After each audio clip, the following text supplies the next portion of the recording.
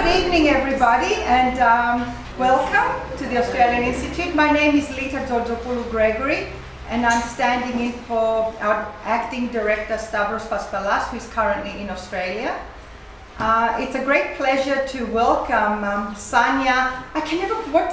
Vucetic, Vucetic, whichever one is easier. Sanja Vucetic. She's giving our second lecture this year, so we're very pleased to have her here. And I'll just read a few things about Sanja.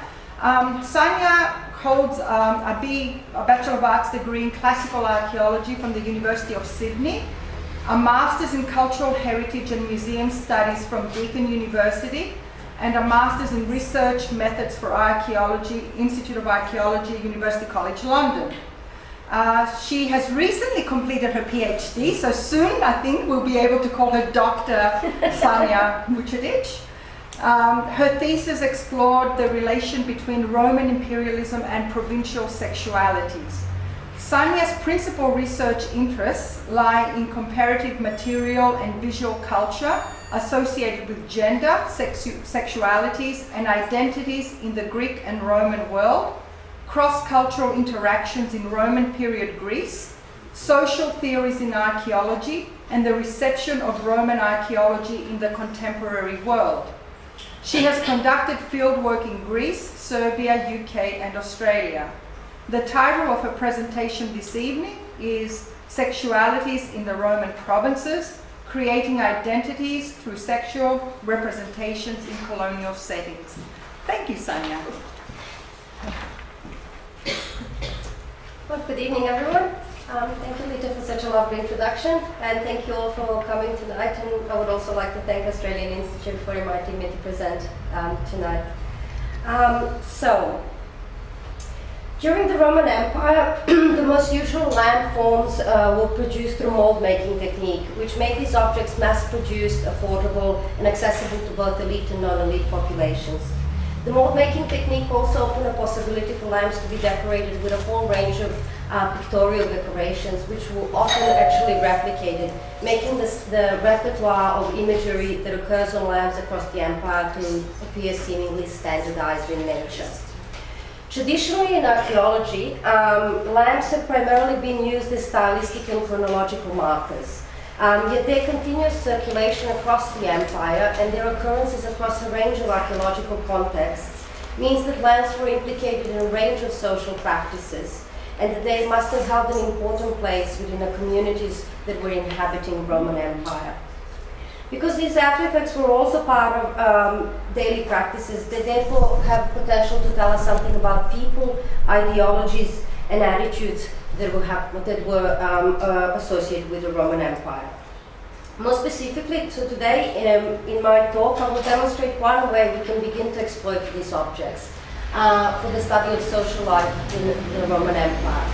And more specifically, I will be focusing on the study of molded lamps with sexual decorations that were consumed in the Roman provinces in order to explore the cultural construction of Roman provincial gender dynamics and sexualities, a topic that has surprisingly been unexplored in archaeology thus far. The findings that I present today come from my PhD study, in which I systematically and comparatively analyzed 684 lamps from 12 Roman provincial sites that are located both in eastern and western part of the empire.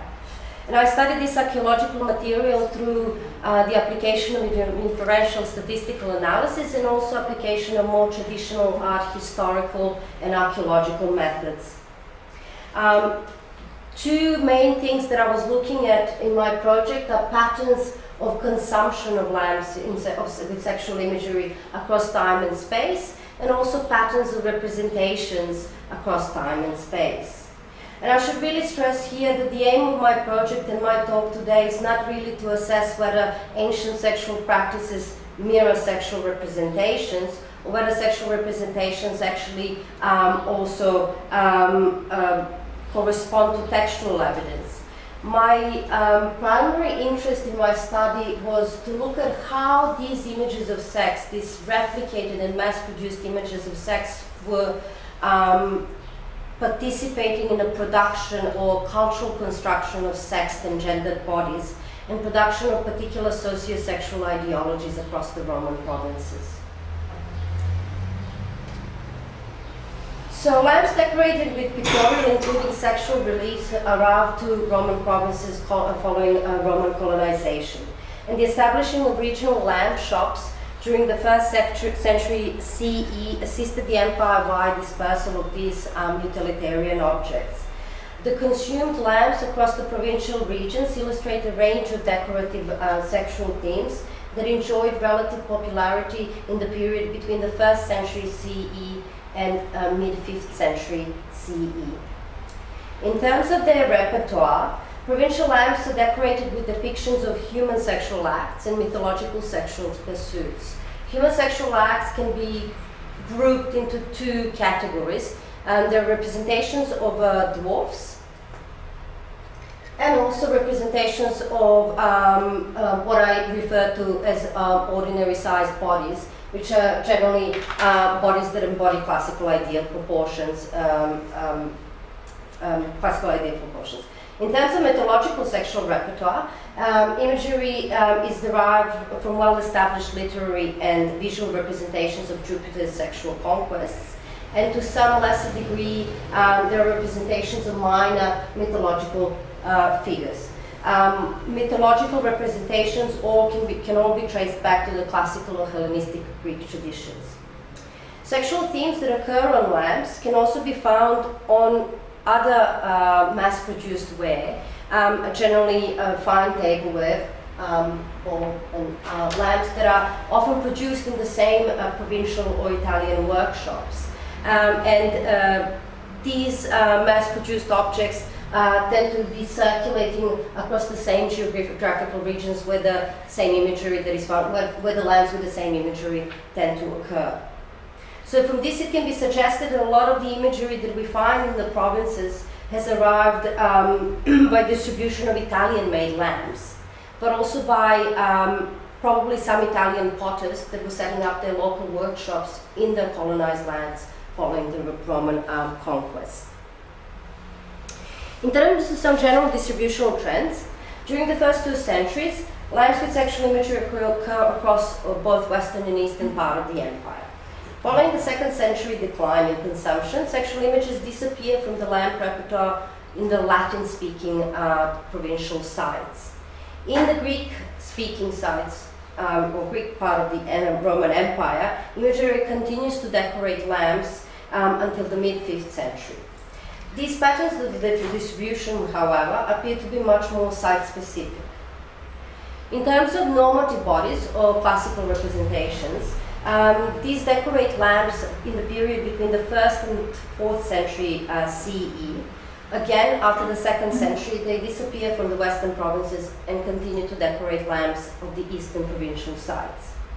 In terms of images of dwarfs, these tend to be restricted to the first 2 centuries CE and only occur in the Latin-speaking provincial sites. So these patterns of representation of dwarf scenes on the lamps in the western provincial sites tend to also kind of correspond to broader trends in terms of nilotic scenes that occur on other media. So for instance, in Gaulish sites, there is a general decline in popularity of nilotic scenes at the end of the 2nd century, and this is also when we start to see the decrease in dwarf representations across lamps. On the other hand, in North Africa, dwarf representations disappear from the lamp repertoire at the end of the 2nd century. However, nilotic scenes continue to be popular for another 2 centuries across other type of media. What is interesting is that in mainland Greece and Asia Minor, there are absolutely no sexual representations of dwarfs. This also corresponds to broader sort of representational patterns. I think thus far we are familiar with only a couple of mosaics that depict nilotic scenes that come from mainland Greece. And it has been proposed that these have been commissioned by Italian or migrants from Rome, essentially.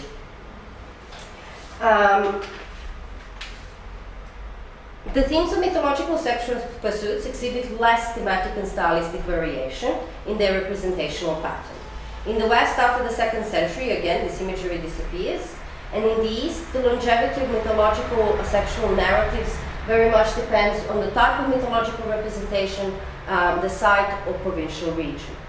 And mythological narratives are particularly those that are depicting sexual conquests of Jupiter are most frequently consumed in the Greek-speaking sites.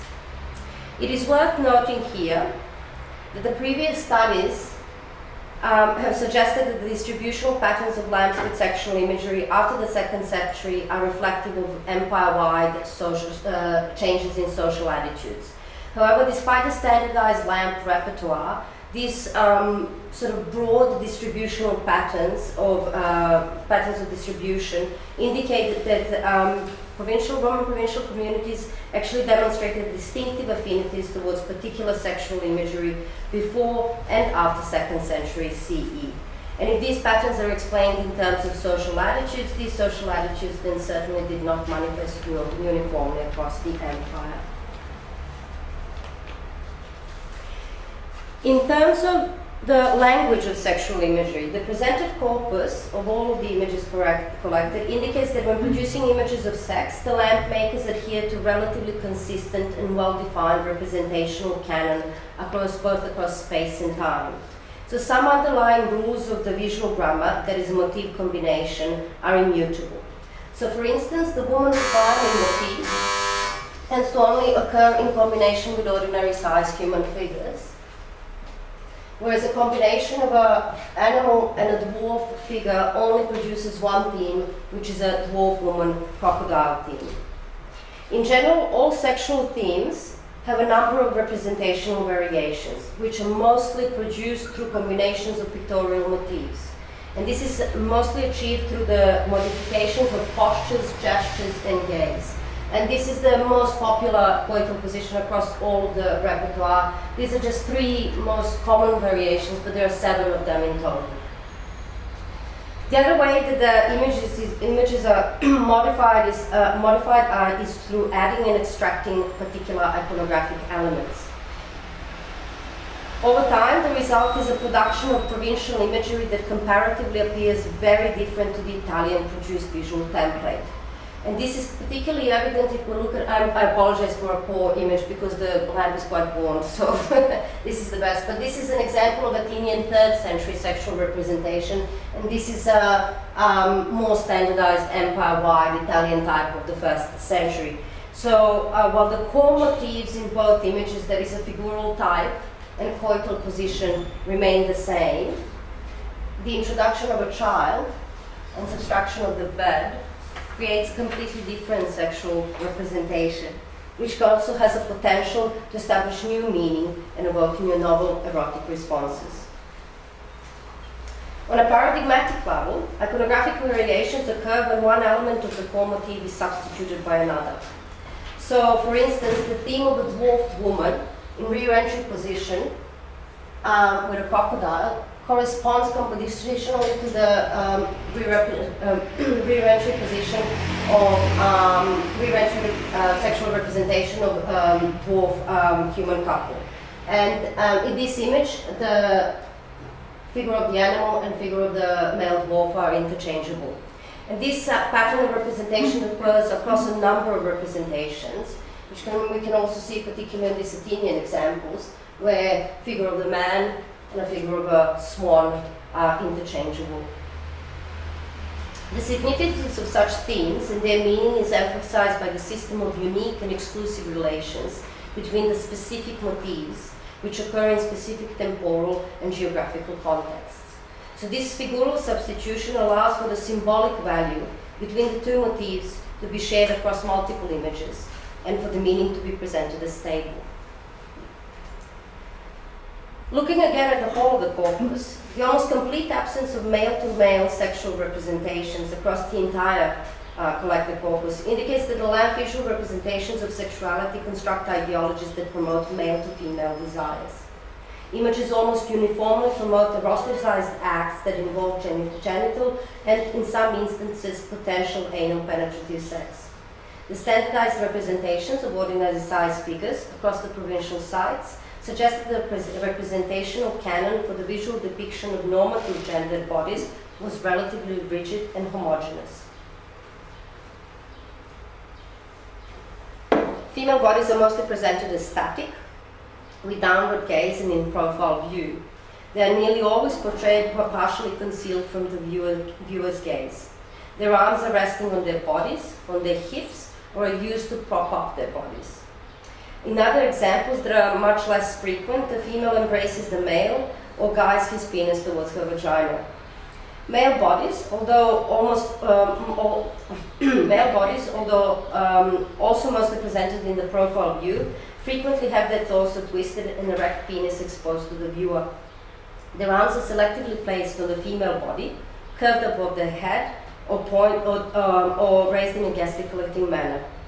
The male gaze is directed towards the female body or towards the point of penetration. The repetition of the same bodily characteristics, postures, and gestures in normative male and female figures stresses the difference in favorable qualities in distinctive embodied genders. One with its constraint and subservient desires, and the other with the emphasis on masculine pleasure and sexual potency. In this respect, lamp imagery is dissimilar to the sexual representations that we find across other type of media. These are also the only photos that are possible to find of group sex that occurs on molded fine tableware that is generally produced in the western part of the empire, and this is also a representation of threesome from Pompeii. In general, the consistent and repeated representational conventions throughout the empire allow for the images to become typified. Besides a bed, a general absence of any other reference to surrounding setting allows semantic importance to be attached to the presented bodily arrangements. Human bodies and their actions are de-individualized, allowing for the repeated bodily postures, actions, and gaze to emerge as representatives of certain types of gendered performances. In other words, circulation of standardized repertoire empire-wide enables sociosexual power dynamics to be forged through the same visual framings of the desired bodies. Based on these observations, it appears that the lamp's imagery throughout the empire produces a fairly uniformed, monogamous and heteronormative matrix of pleasure and desire that are framed by intimacy and domesticity. The stylistic and iconographic features of the sexual imagery and the shared typological features of the lamp suggest that the provincial people's sexualities were connected through some commonalities and shared experiences of the socially accepted desires and practices. Across the sexual repertoire, both male and female bodies emerge as points of an eroticized gaze which appreciates youthful beauty and sexual potency. The imagery visually syndicates social markers of age, gender, and social status to generate proportional, gendered, and youthful bodies. And these same bodily features also found across other types of Roman period representations. So these desired psychic-corporal forms were also material representations of Roman culturally assumed inner intellectual and moral qualities. These overarching normative ideologies of sexualities were also intimately linked, as I said, to the ideas of gender, class, age, and ethnicity, and I will elaborate on this a bit further later on. Together, they were acting as a crucial organizing principles of provincial social and institutional relations. And the intersection of sexualities and other axes of social differences were producing discourses through which domination of one social group over another was maintained and naturalized. I should probably note here that I argue that sexual representations on lamps are just one type of a social discourse, not the only social discourse or socio-sexual discourse that is being produced. Now, despite all of these broad empire-wide configurations, close inspections of practices of consumption and representation reveal that these patterns are actually quite regional in scope. So, Roman Western provincial sexualities.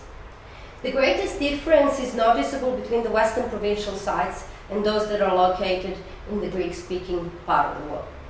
Distributional patterns indicate that in the Latin-speaking sites, idealized normative sexualities are primarily produced through the representational juxtaposition of actions of idealized bodies and the physical abnormalities of the copulating dwarf figures.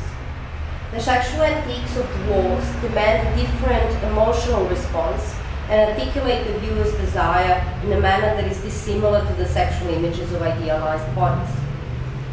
In northwestern provinces, depictions of dwarfs as well as other Egyptian and Egyptianizing artifacts were common across the large commercial and urbanized centers, meaning that provincial communities were familiar with the ideas that were embodied in dwarf imagery during the Roman times.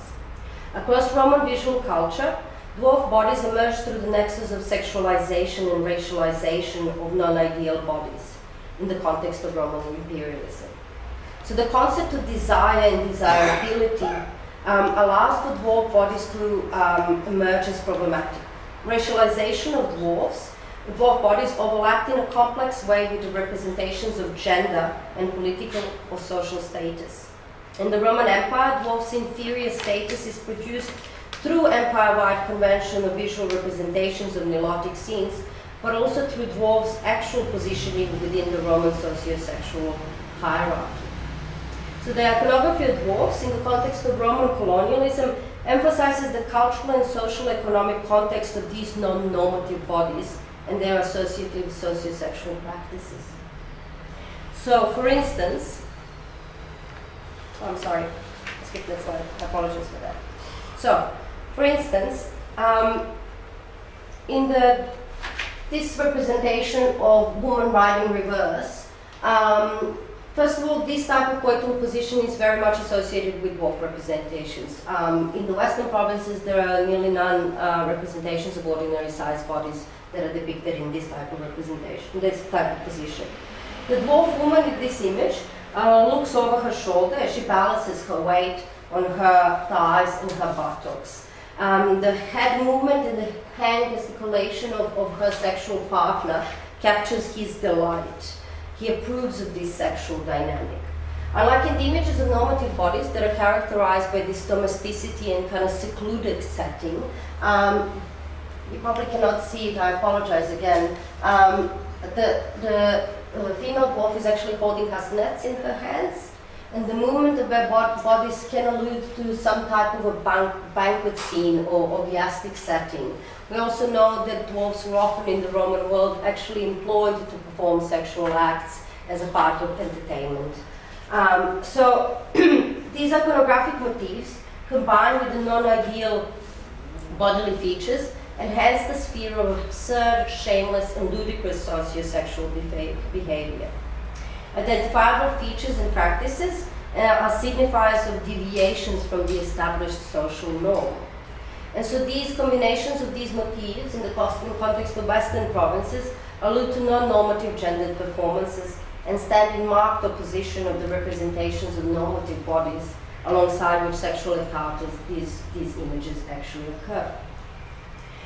So in a way, sexual representations of dwarfs tacitly endorse the colonial order, or at least implicated in the instrumentalization of it. In the sexual imagery, dwarfs emerge as antithesis of the ideal bodies. The stereotypical portrayal of the dwarf bodies, combined with a particular range of postures and gestures in the Western provincial sites, has multiple functions. It participates in the production of normative sexualities, but also it participates in the production of a broader colonial discourse of the Roman Empire.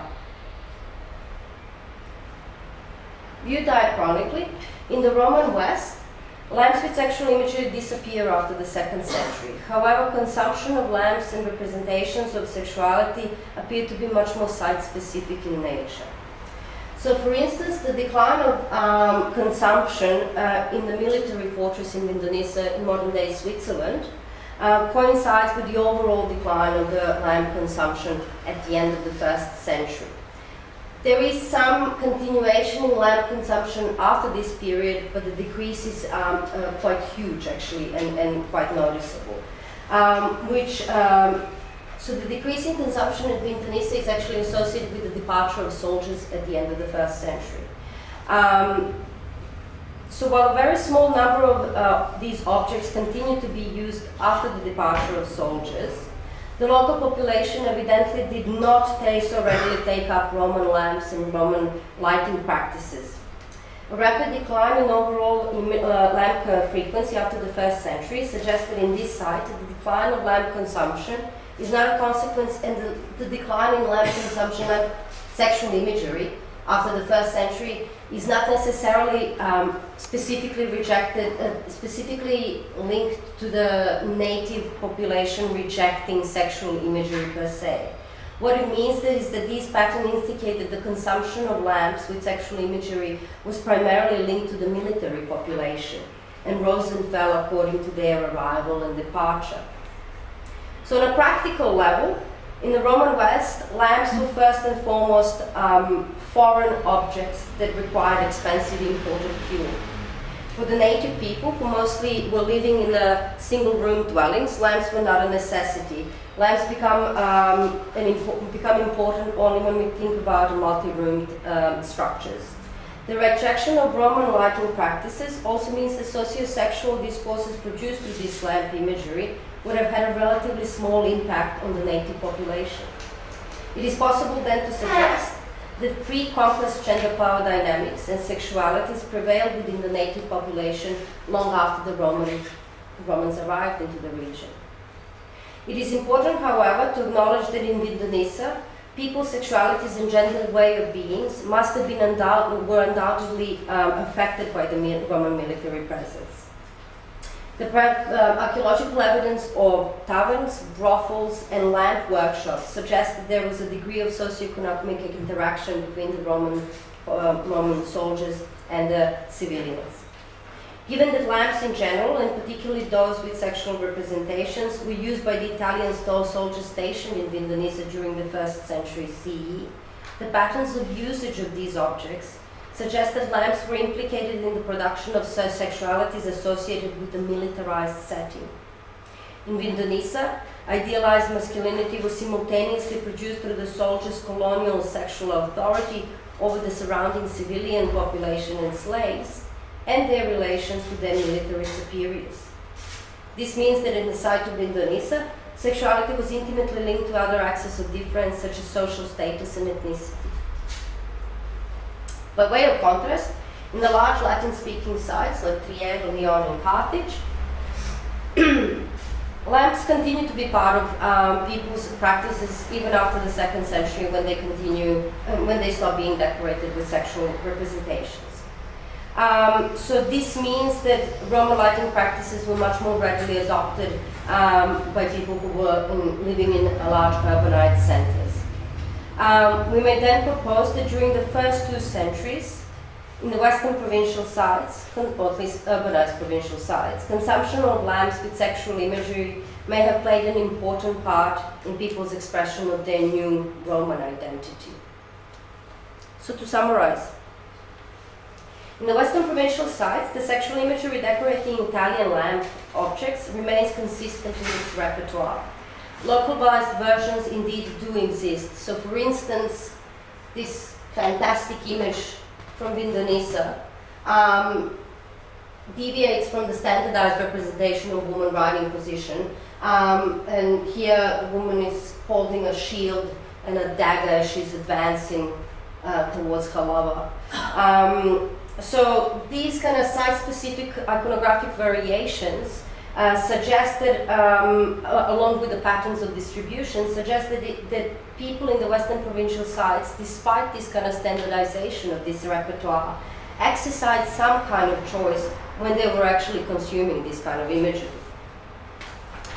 Nonetheless, on a whole, the repertoire across the Western provincial sites is quintessentially Romano-Hellenistic in nature.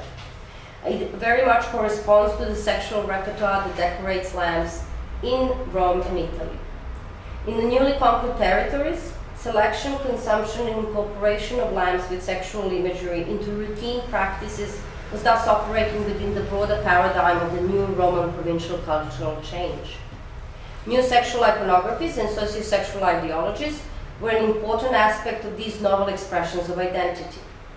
And it can then be said that the people used lamps with sexual imagery in a manner that enabled them to make a range of statements about their Romanness. Taken together, in the Latin-speaking part of the empire, imagery decorating lamps produced 2 different yet overlapping discourses. First, they generate prescriptive interdependent oppositions between masculine and feminine desires and legitimize asymmetrical gendered power relations. And second, when the racial, social, and economic markers of the figures are present, such as in representations of dwarfs, the images also participate in the production of a broader colonial discourse. In the context of Roman imperialism, the imagery decorating lamps also reveals the complex interplay of power in the Western provincial colonial relations that undermines a strict and linear socio-sexual hierarchy. In the Greek-speaking part of the empire, the situation is quite different. Lamps with sexual decorations continue to be involved in people's daily practices much more consistently and for much longer period of time until mid-5th century CE. Whilst varied and site-specific patterns of consumptions do occur, in this part of the empire, the same imagery type appears to be in circulation. So interestingly, while some imagery belongs to the pictorial range that we find across the empire, most of the sexual imagery that we find in the Greek-speaking sites is actually specific to Greek-speaking sites, the Greek world. This observation is somewhat not surprising if we think that most of the sites in this part of the Roman Empire were historically, geographically, and culturally unified, as well as through language, and that they already had some shared socio-political and philosophical ideals and a range of social and religious practices. This means that the sites in the Roman East already had a sense of collective Greek identity that was already there prior to the arrival of Roman imperialism. I have already mentioned that the images of dwarfs do not occur in the context of Greek-speaking sites. So in the Greek lands, the dominant socio-sexual ideology in the context of lamp imagery was produced through the juxtaposition of copulating ideal human bodies and Jupiter's sexual conquests. These representations generate hegemonic sexual ideologies that promote normative masculine regimes of dominance and willpower. The images of Jupiter's violent sexual pursuits produce normative models that endorse the masculine will and the feminine-like obedience to it. Normative masculinity embodies irrational sexual passion and potency, which is legitimized through divine sexual desires and actions. In these dialectics of desire, the normative feminine is always constrained, evoking emotional composure and readiness for the masculine socio-sexual advances. Desires are organized into a matrix that promotes feminine consent and masculine coercion. And these visual depictions rationalize male authority of the feminine subjects, and they promote surrender to those with greater authority, both in terms of gender and status. Across Greek lands, female sexuality is further structured through the iconography of cross-species sexual couplings. In these images, female sexual agency is more prominently delineated than in the human sexual representations. The cross-species sexual depictions also signal the potency of the sexual agency to disrupt the dominant social order, and they act as a mechanism through which the ideology of the female sexuality as an unstable, dangerous, and in need of masculine containment is promoted. For the ancient, it should be noted here also that for the ancient female consumers or women that potentially selected these objects over the others, the transgression between species in this iconography may also have been seen as a sign of empowerment, that the woman's selection of a non-human sexual partner may be seen as an act of defiance of the normative socio-sexual expectations in the world that she's living in. In general, the situation in the Greek sites is different from the West. This is primarily because of the historical interactions and also the different ways these parts of the empires were structured. However, measuring Roman impact in the Greek lands is a challenging task because of the continuous dialectic relation between the Roman and Greek culture. And I think that a study of Roman lamps with sexual imagery is one example of difficulty of this type of a task. So Greek lighting practices were very similar to those in Roman Italy. and terracotta lamps and a form of lighting equipment have had a long history in the Greek world, even prior to the Roman conquest. By the 6th century BC, the Greeks were producing mill-made lamps, and by the Hellenistic period, they started making mold-made lamps. This is just one example of the Hellenistic period molded lamp. So the arrival, it should be noted, however, while Hellenistic and Roman lamps are similar in terms of their artistic style and mode of production, they very much differ in terms of their form, the shape, the way they look, and also iconographic content. Hellenistic lamps obviously don't have sexual representations. That is quintessentially a Roman thing. Prior to the Roman conquest, then, lamps were embedded in a range of practices and in the range of daily and social practices that were associated very much with Greek identity throughout the Hellenistic world. The arrival of Roman-type lamps in the eastern cities did not mark shift in the social practices, but in the kind of objects that were now implicated in these practices. So what I mean by that is that the arrival of Roman imperialism did not change very much what people were doing, but suddenly that the objects that were typologically and iconographically Roman in character were incorporated into already present Greek daily practices. Furthermore, in terms of the mass-produced sexual repertoire in the eastern sites, the style of the sexual imagery decorating Roman period lamps was also very much familiar because it already corresponds to established Hellenistic visual aesthetics, and this is very much different from the West, where the native art stylistically is very different to these classical ideas. So the arrival of Roman lamps in Greek cities and the empire could not have signaled a huge change in terms of social practices or visual representations. The consumption of Roman lamps and their sexual decorations cannot be taken as simple manifestation of Roman identity, nor it can be taken that the consumption of these objects means that Greeks simply integrated colonizers' socio-sexual ideologies into their daily life. Three observations coming from statistical analysis and iconographic analysis are important to point here. First, following the Roman conquest of Achaea in the 1st century BCE, Italian-type lamps arrived to the mainland Greece via Patras and Corinth.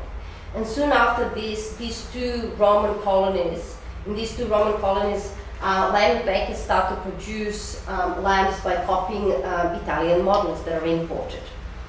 Interestingly, in Athens, Athenian lamp makers continued to produce Hellenistic-type lamps for quite some time, even after the arrival of Romans.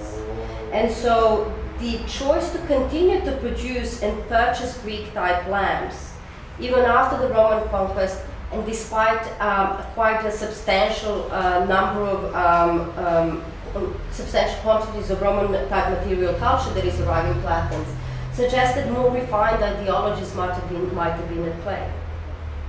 Second point is that by the 2nd century, Greek lamp makers start to develop their own lamp forms that are specific to this geographical region. And they also start to develop their own iconography. And by the 3rd century, we have introduction of a new sexual repertoire. There is an introduction of new sexual repertoire. There is a workshop specialization. In Keramikos, we have a couple of workshops that are specifically producing sexual imagery, and specific sexual imagery is associated with certain workshops. And also 3rd century is actually when the peak consumption in lamps with sexual imagery occurs across the Greek lands. So,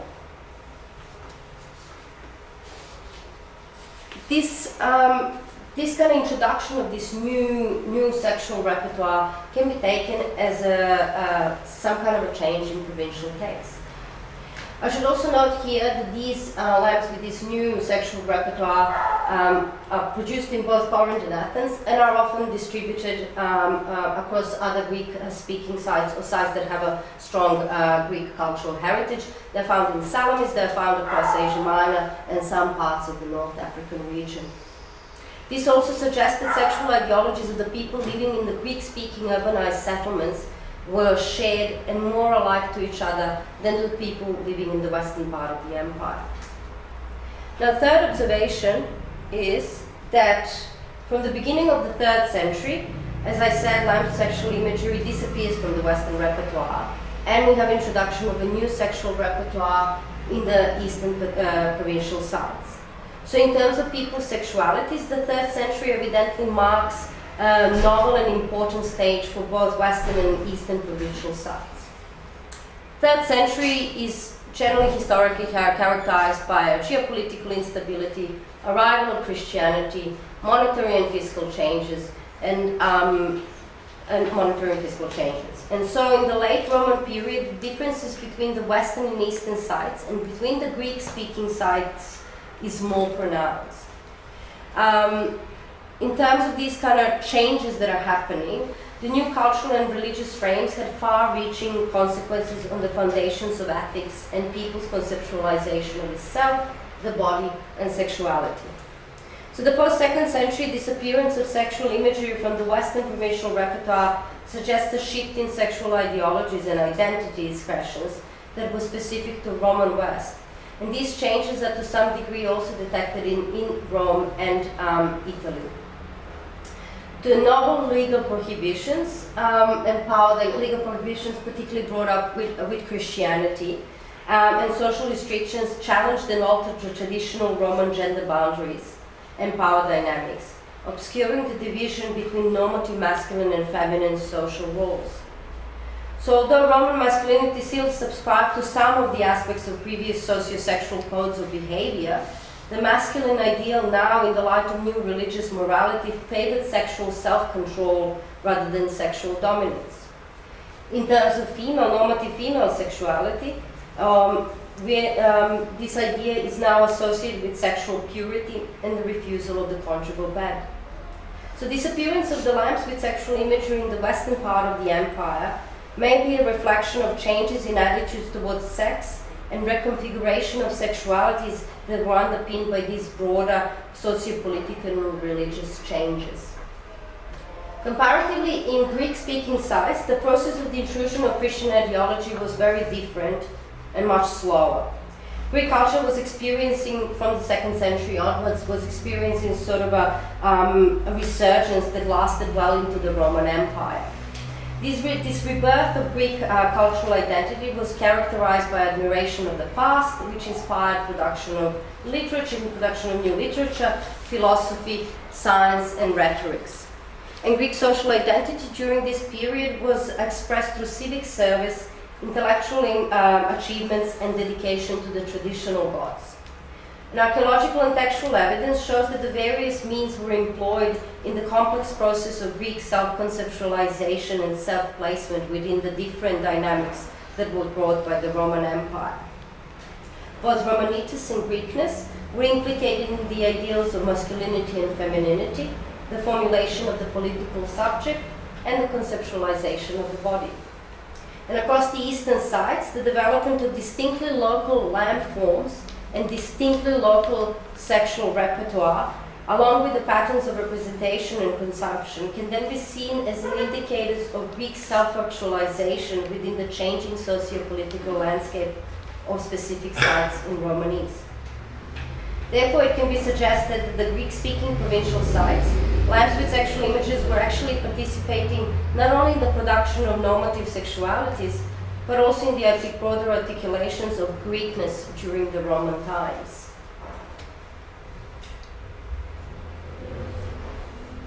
So in the provinces, mass-produced sexual representations are produced through combinations of specific bodies, gestures, and gaze. These images are material traces through which ideological dimensions of provincial sexualities were negotiated. The way in which lamp imagery was linked together suggested they were part of a broader discourse of Roman cultural change. Yet the patterns of consumption and representations indicated that the dominant sexual discourse of the Roman Empire, if we can say that there was one such discourse, was continuously shaped by the provincial communities who were asserting their own sexual self. So in the newly colonized lands, these socio-sexual boundaries continue to be produced and then redefined. Therefore, despite the seemingly standardized repertoire empire-wide, the mass-produced sexual repertoire during the first two centuries, these objects were received differently by different provincial communities. After the 2nd century, new iconographic motifs, predominantly occurring in Greek-speaking sites, are introduced. This suggests that provincial sexualities were multifaceted and similar across both provincial cultural settings and across time. These findings are not so surprising. Cultural change brought by the Roman political and military hegemony affected people in profound, although different ways. Roman identity did not manifest uniformly, and nor did people's sexualities. With the change in life into newly acquired territories, people began to incorporate various Roman objects and arts in order to make various statements about themselves. So they also used lamps with sexual imagery for various purposes, again to make statements about themselves. The way in which people's sexualities related to their own other social identities, such as class, ethnicity, race, age, and gender, also affected these new expressions of Roman provincial identity. The regional basis of sexuality formation, however, did not reflect borders associated with imperial administrations or political divisions of the conquered lands. Rather, provincial sexualities were a consequence of a host of social and colonial factors, and some of these were empire-wide in scope, and some other ones were much more local.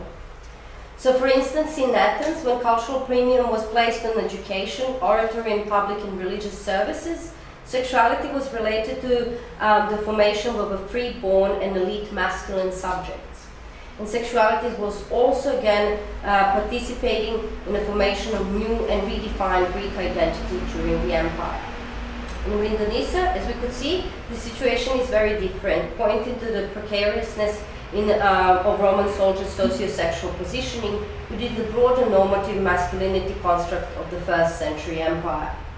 The dominant socio-sexual standing of the Romano-Italian soldiers within the newly colonized lands suggested the masculine militarized sexuality was implicated in the broader colonial dynamics of interactions.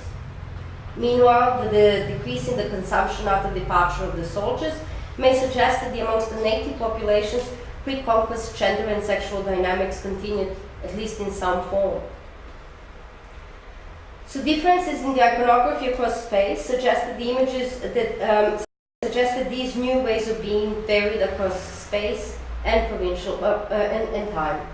Changes over time suggest that provincial consumption of these images also participated in the production of new social identities. Therefore, these humbled and utilitarian objects and their imagery were both material traces through which new and shared Roman socio-sexual ideologies were produced, and through which provincial sexualities were diversified.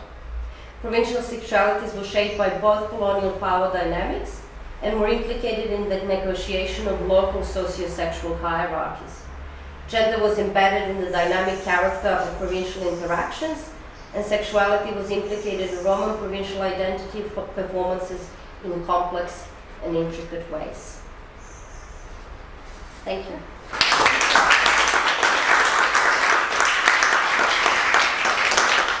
Very interesting. Thank you, Sanja. Any questions? Just turn on the lights. Anyone? Can you turn on the lights, please? Okay. No questions. You're all,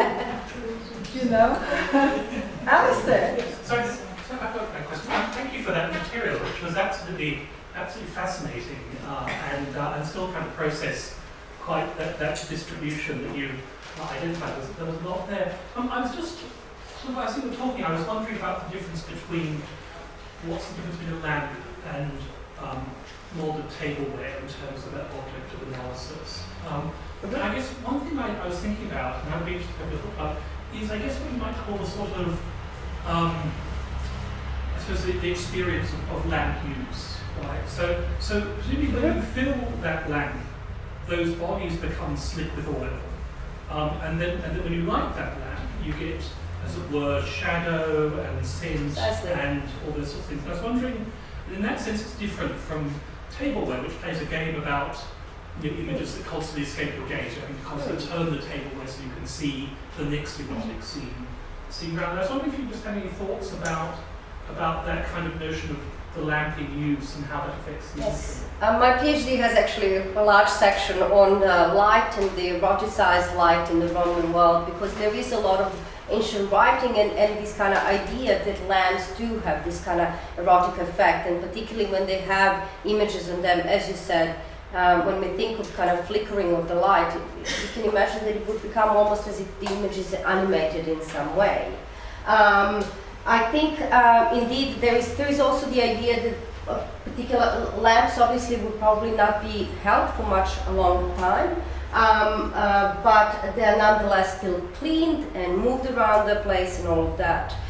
In terms of fine tableware, I think the major thing is, as you said, context of use.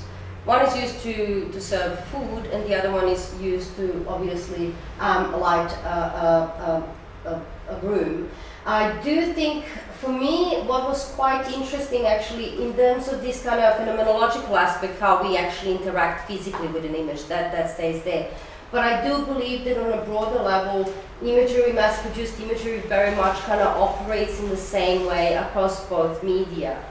That because it's mass-produced, because it's sort of typified in a way that I was talking about, it almost becomes something that sort of operates in the background. Daniel Miller talks a lot about this in terms of kind of anthropological ideas and anthropological theories, these sort of things that exist around us that we don't very much consciously pay attention on. And if we're thinking about these objects, these are such cheap utilitarian objects that are also thrown out when they break. Nobody even bothers to fix them, they're so cheap. So I was always thinking about the idea that when they're purchased, I think that the attention to the imagery is very much placed when the process of selection is there. When you go to the market and you're actually looking at all the lamps that are on offer, and you decide which one you're going to buy and you take it home, perhaps the image will be looked at for the first couple of times, but then it becomes sort of just this part of the social context in which humans operate and use it in daily practices. I hope that answers your question. Yeah. What percentage of the lamps have sexual imagery on it? Or, excellent question. Do you have a selection, or are they all that way? No.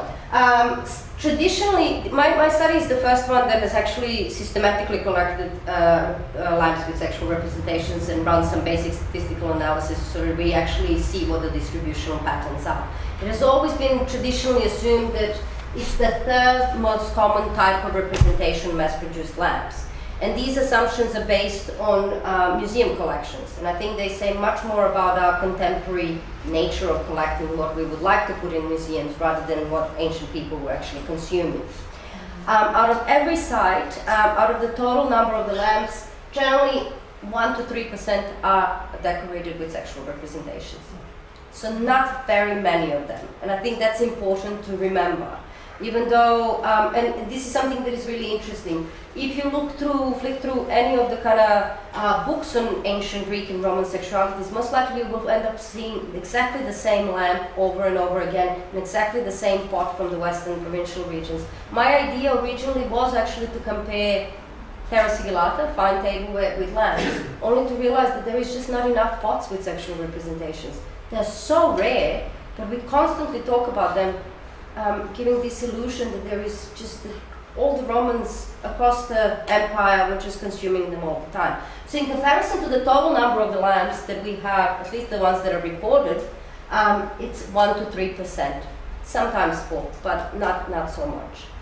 And also I should note that, for instance, in England, there are also we almost don't have lamps with sexual representations at all.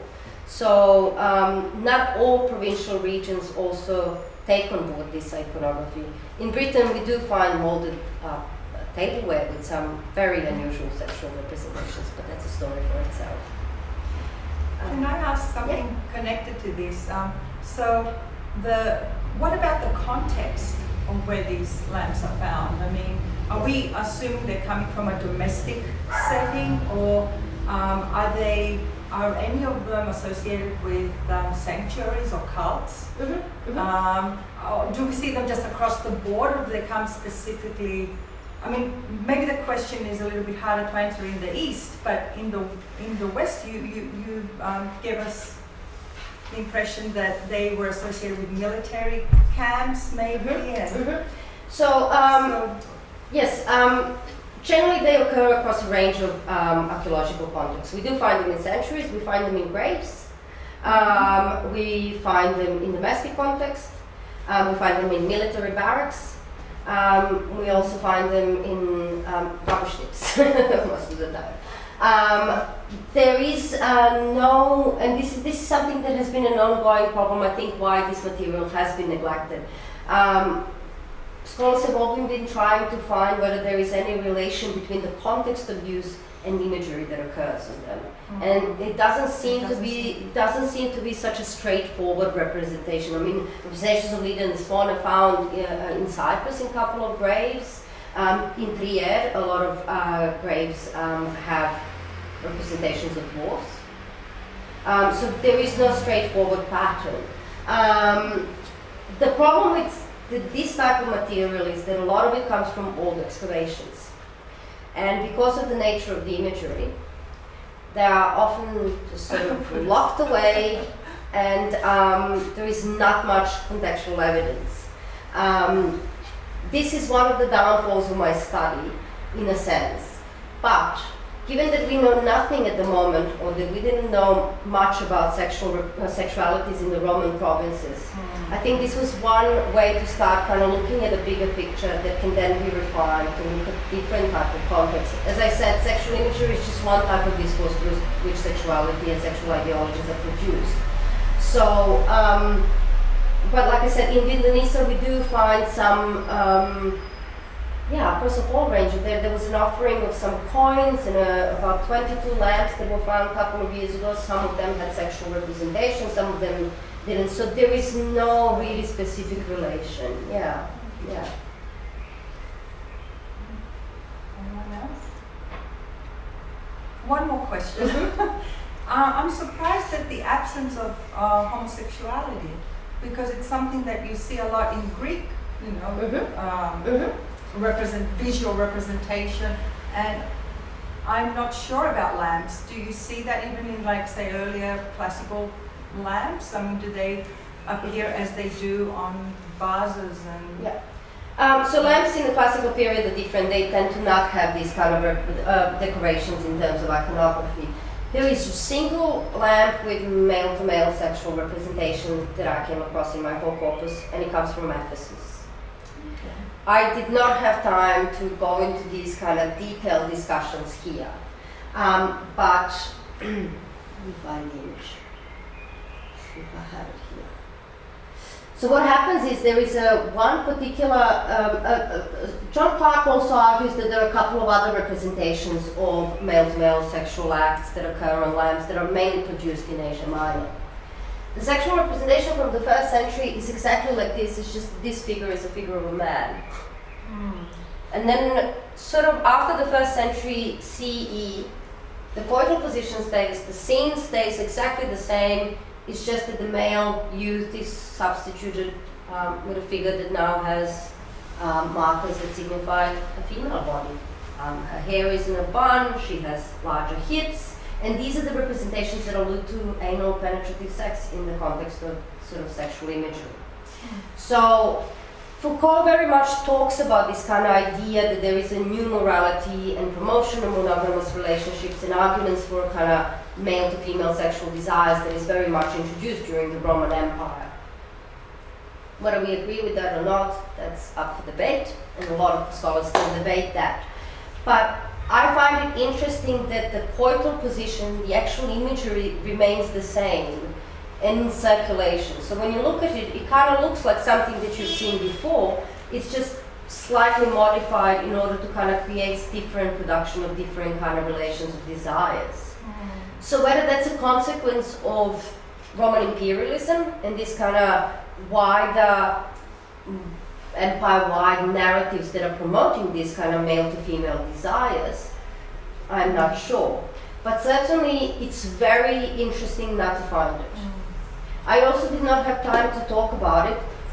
There are some representations of group sex that appear only in Cyprus, of course, because Cyprus has to be different in terms of everything.